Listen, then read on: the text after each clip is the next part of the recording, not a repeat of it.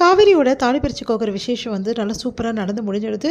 எல்லாருமே ரொம்ப சந்தோஷமாக வந்து அவங்க 2 பேரையும் வாழ்த்திட்டு போகிறாங்க. இதை பார்க்கும்போது செம்மையாக கடுப்பாகுது ராகினிக்கும் வந்து பசுபதிக்கும். அடுத்து வந்து ஃபங்க்ஷனுக்கு எல்லோரும் வந்துடுங்க அப்படின்னு சொல்லிட்டு எல்லாருக்கிட்டையுமே வந்து நிச்சயதார்த்தத்துக்கு வந்துடுங்க அப்படின்னு சொல்லிட்டு போகிறாரு. விஜய் வந்து அவர் போனோன்னே வந்து செம்மையாக டென்ஷன் ஆகி வந்து அவங்க சித்தப்பாக்கிட்ட வந்து கேட்குறாரு, இவர் எதுக்கு வர சொன்னீங்க அப்படின்னு சொல்லிட்டு. காவேரி ஃபங்க்ஷனுக்கு இவருக்கு என்ன சம்மந்தம், நானும் எல்லோரும் வந்திருக்காங்கன்னு சொல்லிட்டு வாயை திறக்காமல் இருந்தால் நீங்கள் எதுக்கு இப்படி பண்ணீங்க அப்படின்னு சொல்லிட்டு கேட்குறாரு. உடனே வந்து இல்லை நம்ம வீட்டு சம்மந்தி இல்லை, இங்கே பாருங்கள் உங்கள் சம்மந்தி புரியுதா, நம்ம வீட்டு சம்மந்தி கிடையாது, தேவையில்லாமல் வந்து காவேரி வந்து வெறுப்பேற்றதுக்கும் அவளை கஷ்டப்படுத்துறதுக்கு தானே வர வச்சுருக்கீங்க. நான் ஏன் விஜய் அப்படிலாம் பண்ண போகிறேன், பின்ன எதுக்காக வர வச்சுருக்கீங்க, எங்ககிட்ட யார்கிட்டையும் சொல்லிட்டு உங்களுக்கு யாருக்கும் தெரியுமா அப்படின்னா, தெரியாதுப்பா அப்படின்னா. பார்த்தீங்களா வீட்டில் யாருக்குமே சொல்லாமல் நீங்கள் பாட்டு வர வைக்கிறீங்க. பசுபதி வந்து எங்கள் வீட்டு விசேஷத்தில் கலந்துக்கணும் ஒன்றும் அவசியம் கிடையாது, உங்களோட வச்சுங்க பசுபதியை புரியுதா அப்படின்னு சொல்லிட்டு திட்டிட்டு போகிறாரு. செமையாக டென்ஷன் ஆகிறாரு அன்பரசு. அடுத்து வந்து நிவினுக்கு வந்து தெரிய வருது, இந்த மாதிரி தாலி பிரித்து கொத்துருக்காங்க காவேரிக்கு, அது ஃபங்க்ஷன் நடத்திருக்காங்கன்னு சொல்லிட்டு. அதை கேட்டு நிவின் வந்து செமையாக டென்ஷன் ஆகிறாரு. இந்த விஜய் நான் இப்படி பண்ணுறாரு, அவர் என்ன சொன்னார், இந்த மாதிரி வந்து இன்னும் 8 மாதம் தான் இருக்குது, அது கூட நாங்கள் பிரிஞ்சிடுவோம், இது வந்து பொய் கல்யாணம், இது உண்மை கிடையாது, ஃபேக்குன்னு தானே சொன்னார், அப்புறம் எதுக்கு இதெல்லாம் செஞ்சுட்ருக்காரு அப்படின்னு சொல்லிட்டு விஜய் பார்க்கறதுக்கு போகிறாரு நிவின்.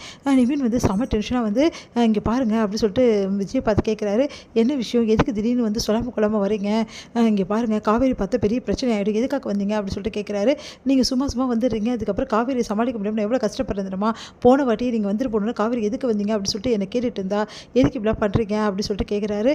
உடனே வந்து இங்கே பாருங்கள் அந்த கதையெல்லாம் அப்புறம் இருக்கட்டும், நான் சொல்கிறதுக்கு மட்டும் பதில் சொல்லுங்கள் புரியுதா, சரி உங்களுக்கு என்ன தெரியணும், எதுக்காக வந்திருக்கீங்க அதை முதல்ல சொல்லுங்கள் அப்படின்னோடனே, சரி உங்களுக்கு என்ன முதல்ல தெரியணும் அதை சொல்லுங்கள், சரி உங்கள் வீட்டில் ஃபங்க்ஷன் நடந்தது உண்மை தானே, ஆமாம் தாலி பிரித்து கோத்தாங்களா காவேரிக்கு அப்படின்னோடனே, ஆமாம் நடந்து முடிஞ்சிடுச்சு, இப்போ என்ன பிரச்சனை உங்களுக்கு அப்படின்னு கேட்குறாங்க.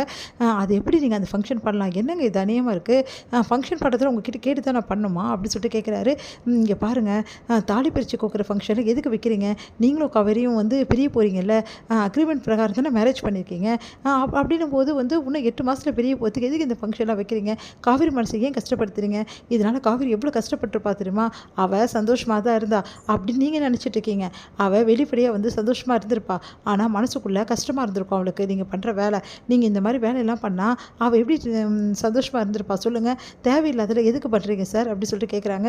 இங்கே பாருங்கள் நீங்கள் பேசுறது ரொம்ப தப்பாக இருக்குங்க, காவேரி இப்போ என் பொண்டாட்டியாக இருக்கா புரியுதா, இந்த விசேஷம்லாம் வீட்டில் இருக்கவங்க வைக்க தான் செய்வாங்க, இங்கே பாருங்கள் நான் உங்ககிட்ட அன்றைக்கி வந்து சொன்னது ரொம்ப தப்பாக போச்சு, இப்போ பாருங்கள் தேவையில்லாத வேலையெல்லாம் பண்ணிகிட்ருக்கீங்க, சும்மா இங்கே வந்து ஏன் இந்த வீட்டில் எந்த ஃபங்க்ஷன் பண்ணீங்க, அந்த ஃபங்க்ஷன் போடுங்க, காவேரி கூட ஏன் இங்கே போடுங்க அங்கே போடுங்க, இந்த மாதிரி கேள்வியில் 8 மாதத்துக்கு நீங்கள் கேட்கவே கூடாது புரியுதா, 8 மாதத்துக்கு அப்புறம் காவேரி இருப்பா வந்து கூட்டிகிட்டு போங்க, தேவையில்லாதெல்லாம் பண்ணிட்டு இருந்தீங்க அப்புறம் அவ்வளோதான் அப்படின்றாரு விஜய்.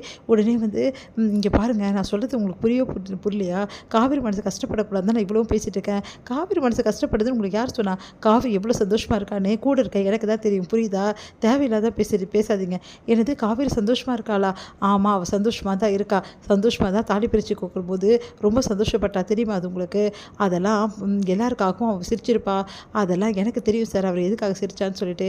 இங்கே பாருங்கள் காவேரி பற்றி வந்து இதுக்கப்புறம் வந்து நீங்கள் தயவுசெய்து கேட்காதீங்க, நான் சொன்னால் புரிஞ்சுக்கங்க, காவேரி வந்து பெரிய பிரச்சனை ஆகிடும், அதனால் ஒதுங்கி இருக்கிறது தான் உங்களுக்கு நல்லது, நான் ஏற்கனவே உங்ககிட்ட சொல்லியிருக்கேன், நான் 8 மாதம் வரைக்கும் நீங்கள் வாயை திறக்கக்கூடாதுன்னு சொல்லிட்டு, அப்புறம் ஏன் சார் இப்பெல்லாம் வந்து தொல்லை கொடுக்குறீங்க, இந்த மாதிரி தொல்லை கொடுக்குறது உங்ககிட்ட ஏன் தான் சொல்லணும்னு இருக்கு அப்படின்னா, நீங்கள் பாருங்கள் முதல்ல இங்கேருந்து கிளம்புங்க, காவேரி பார்த்தா பெரிய பிரச்சனை ஆகிடும், நான் போக தான் போகிறேன், ஆனால் உங்கள் ஆட்டெல்லாம் எத்தனை நாளைக்கு நானும் பார்க்குறேன் அப்படின்னு சொல்லிட்டு கிளம்புறாரு. உடனே வந்து ஐயோ இவங்கிட்ட சொன்னது பெரிய பிரச்சனையாக இருக்குது, வந்து பிரச்சனை பண்ணிகிட்டு இருக்கானே அப்படின்னு சொல்லிட்டு என்ன பண்ணுறதுன்னு தெரியாமல் தவிக்கிறாரு நம்ம வந்து விஜய். இதோட முடியுது.